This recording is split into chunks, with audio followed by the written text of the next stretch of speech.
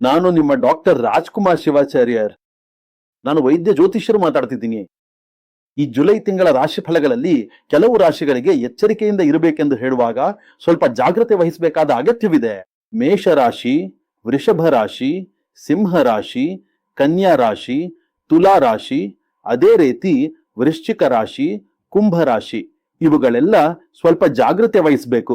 ಈ ಜುಲೈ ತಿಂಗಳಲ್ಲಿ ಮೀನರಾಶಿಗೆ ಕೆಲವೊಂದು ಮಟ್ಟಿಗೆ ಚೆನ್ನಾಗಿರುತ್ತೆ. ಮಿಥುನ ರಾಶಿ, ಕಣಕ ರಾಶಿ ಕೆಲವೊಂದು ಮಟ್ಟಿಗೆ, ಕೆಲವು ರಾಶಿಗಳಲ್ಲಿ ಸ್ವಲ್ಪ ಮಟ್ಟಿಗೆ, ಹಾಗೆಯೇ ಮಕರ ರಾಶಿ, ಮೀನ ರಾಶಿಯಲ್ಲಿ ಕೆಲವೊಂದು ಮಟ್ಟಿಗೆ ಕೆಲವು ರಾಶಿಗಳು ಚೆನ್ನಾಗಿರುತ್ತವೆ. ಕೆಲವು ರಾಶಿಗಳಿಗೆ ನಮ್ಮ ಜಾತಕದಲ್ಲಿ ಖಂಡಿತವಾಗಿಯೂ ಯಾವ ಪರಿಹಾರ ಮಾಡಬೇಕು, ಏನ್ ಮಾಡಬೇಕು, ಈ ರಾಶಿ ಫಲಗಳು ನಮಗೆ ಹೇಗಿವೆ ಎಂಬುದನ್ನು ನೋಡೋಣ.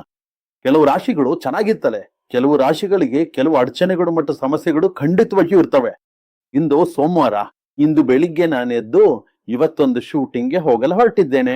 ಇಂದು ಬೈಕ್ ನಲ್ಲಿ ನಡೆದ ಒಂದು ಘಟನೆ, ನಮ್ಮ ಕಣ್ಣೆದುರಿಗೆ ನಡೆದ ಒಂದು ಘಟನೆ. ಒಬ್ಬ ಆಟೋ ಚಾಲಕರು ಸಿಗ್ನಲ್ ನಿಂದ ವೇಗವಾಗಿ ತಿರುಗುತ್ತಿದ್ದಾರೆ. ಒಬ್ರು ಬಡವರು ಅವರು ಫೋನ್ ಮುಂದೆ ಹಿಡ್ಕೊಂಡು ಕುಳಿತಿದ್ದಾರೆ. ಮಗು ಮುಂದೆ ಕುಳಿತಿದೆ. ಆ ತೆರುವಿನಲ್ಲಿ ತಡಕಾಗಿ ಗಾಜು ಒಡೆದು ಹೆಲ್ಮೆಟ್ ಜಾರಿ ಬಿಟ್ಟಿತು. ಒಂದು ಗಲಾಟೆ ಆಯ್ತು. ಆಟೋ ಚಾಲಕರು ನಿಲ್ದೇ ಹೋಗ್ಲಿಕ್ಕೆ ಒಂದು ಅರ್ಧ ನಿಮಿಷ ಅಥವಾ ಒಂದು ಹಾಫ್ ನಿಮಿಷದ ನಂತರ ಅವ್ನು ಏನ್ ಯೋಚಿಸ್ತಾನೋ ಗೊತ್ತಿಲ್ಲ. ಆಟೋ ಚಾಲಕರನ್ನು ಹಿಂಬಾಲಿಸಿ ಹೋದ್ನ. ಏನಾಯ್ತು ಎಂಬುದು ಗೊತ್ತಿಲ್ಲ. ಆದ್ರೆ ಇವತ್ತು ಸೋಮವಾರ ನೋಡಿ, ಒಂದೊಂದು ನಿಮಿಷದಲ್ಲಿ ನಡೆದ ಅನಿರೀಕ್ಷಿತ ಘಟನೆಗಳು ಇವೆವು. ಏನೋ ಒಂದು ವಿಷಯ ನಡಿಬೇಕಿತ್ತು, ಅದು ಬೇರೆ ರೀತಿಯ ಕೆಲವು ಘಟನೆಗಳು ನಡೆದಿವೆ. ಅದಕ್ಕಾಗಿಯೇ ಈ ಜ್ಯೋತಿಷ್ಯ ಎಂಬುದು ನಮಗೆ ಸ್ಪಷ್ಟವಾದ ಸತ್ಯವನ್ನ ಬಿಟ್ರೆ ಬೇರೆ ಏನೂ ಇಲ್ಲ.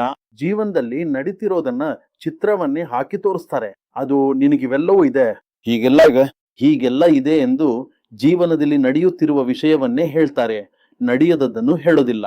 ಈ ಜ್ಯೋತಿಷ್ಯ ಎಂಬುದು ಇದು ದೈವ ವಿಜ್ಞಾನ ಎಂಬ ಹೆಸರು. ಬ್ರಹ್ಮಬೀಜವನ್ನು ಕಲಿತವನು ಅಂತ ಹೇಳ್ತಾರೆ. ಇವೆಲ್ಲವೂ ತುಂಬಾ ದೊಡ್ಡ ಪ್ರೊಸೆಸಿಂಗ್. ಇವೆಲ್ಲವನ್ನು ಓದುವುದು, ಅನುಭವಿಸುವುದು, ಪ್ರತಿ ಜಾತಕವನ್ನು ನೋಡಿ ಹೇಳುವುದು, ಇದು ಒಂದು ಕಲೆ.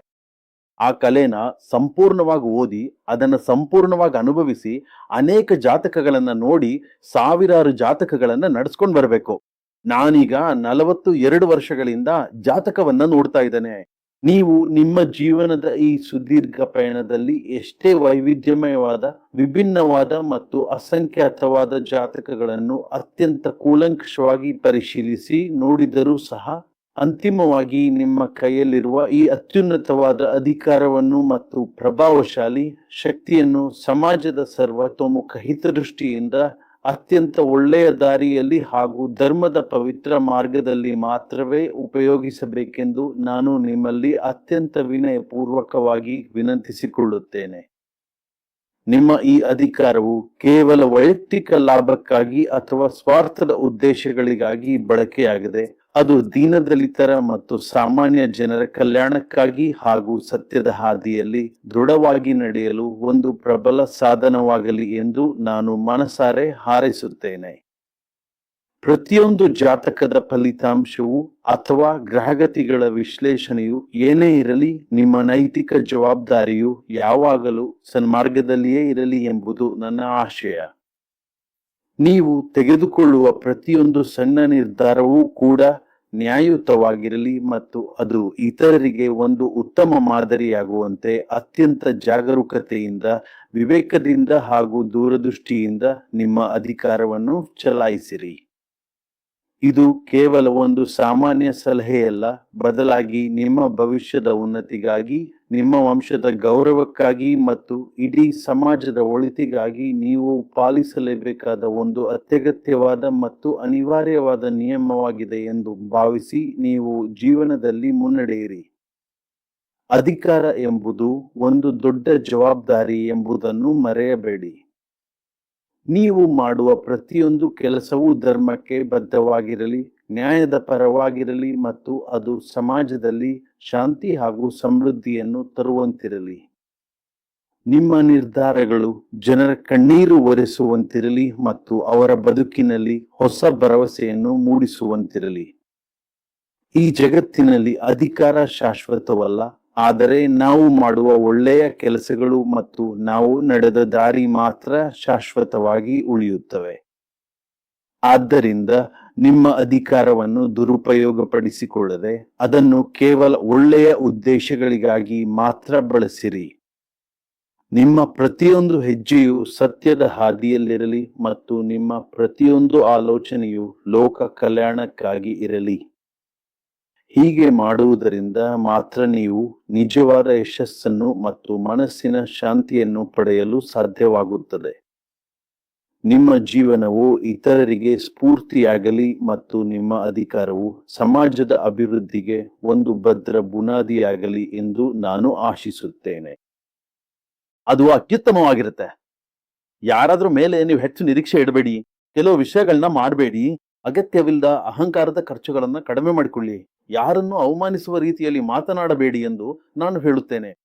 ರಹಸ್ಯ ಯೋಜನೆಗಳನ್ನು ಎಲ್ಲರ ಜೊತೆಗೆ ಹಂಚ್ಕೋಬೇಡಿ. ಕುಟುಂಬದಲ್ಲಿ ನಿಮ್ಮ ಅಭಿಪ್ರಾಯಗಳನ್ನ ಮಾತ್ರ ಬಲವಂತವಾಗಿ ಒತ್ತಾಯಿಸಬೇಡಿ. ನಾನ್ ಹೇಳೋದನ್ನೇ ಕೇಳ್ಬೇಕು, ನಾನ್ ಹೇಳೋದನ್ನೇ ತಿನ್ಬೇಕು, ನಾನ್ ಹೇಳೋ ಬಸ್ನಲ್ಲಿ ಮಾತ್ರ ಹೋಗ್ಬೇಕು, ನಾನ್ ಹೇಳೋ ಊರಿಗೆ ಮಾತ್ರ ಹೋಗ್ಬೇಕು. ಅವಶ್ಯಕವಿಲ್ಲ. ಇವು ಎಲ್ಲವೂ ಬೇಡ. ಅವರು ತಮ್ಮ ಇಷ್ಟಕ್ಕೆ ಬಿಡಿ. ಏನೋ ಅಷ್ಟೇ. ಆದ್ರಿಂದ ಈ ತಿಂಗಳು ನಿಮ್ಮನ್ನು ನೋಡಿ ನಗುವವರು ಎಲ್ಲರೂ ನಿಮ್ಮ ಸ್ಥಿತಿಯನ್ನು ಇಷ್ಟಪಡ್ತಾರೆ. ಗೌರವವನ್ನು ಕೇಳಿ ಪಡೆಯಲು ಸಾಧ್ಯವಿಲ್ಲ, ನಡವಳಿಕೆಯಿಂದ ಸಂಪಾದಿಸಬೇಕು. ಅದನ್ನ ಚೆನ್ನಾಗಿ ಮನಸ್ಸಿನಲ್ಲಿ ಇಟ್ಕೊಳ್ಳಿ. ತಪ್ಪಾದ ನಂಬಿಕೆ ಹಲವರ ಸಂಬಂಧವನ್ನು ಮುರಿಯಬಹುದು. ಅದೇ ರೀತಿ ಅನುಮಾನಿಸಬೇಡಿ. ನೀವು ಗಿಡುಗು ಮತ್ತು ಕಾಗೆ ಶಬ್ದವನ್ನು ಗಮನಿಸೋದಿಲ್ಲ. ಅದೇ ರೀತಿ ನೀವು ನಿಮ್ಮ ಗುರಿಯನ್ನು ಮಾತ್ರ ನೋಡಿ. ನಾನು ಹೇಳಲು ಸಾಧ್ಯವಿಲ್ಲದಷ್ಟು ಉತ್ತಮವಾದ ಮತ್ತು ಮುಖ್ಯವಾದ ವಿಷಯಗಳು ಜುಲೈ ತಿಂಗಳಲ್ಲಿ ನಿಮ್ಮ ಧೈರ್ಯಕ್ಕೆ ಕಾಲವು ಬಹುಮಾನ ನೀಡಲು ಸಿದ್ಧವಾಗಿದೆ. ನಾಯಿ ಕರ್ತವ್ಯದಲ್ಲಿ ಬೆಳಗ್ಗೆ ಸೂರ್ಯದೇವರಿಗೆ ಒಂದು ದೀಪವೇ ಕಾಣಿಸುತ್ತದೆ. ಉತ್ತಮ ಸಿಂಹರಾಶಿಯ ಅಧಿಪತಿ ಸೂರ್ಯನಿಗೆ ಬಂದು ಜಯವಷ್ಟೇ ಅಲ್ಲ, ದೀರ್ಘಕಾಲದ ಗೌರವವು ನಿಮ್ಮನ್ನು ಹುಡುಕಿ ಬರುತ್ತದೆ ಎಂದು ನಾನು ಹೇಳಿದ್ದೇನೆ.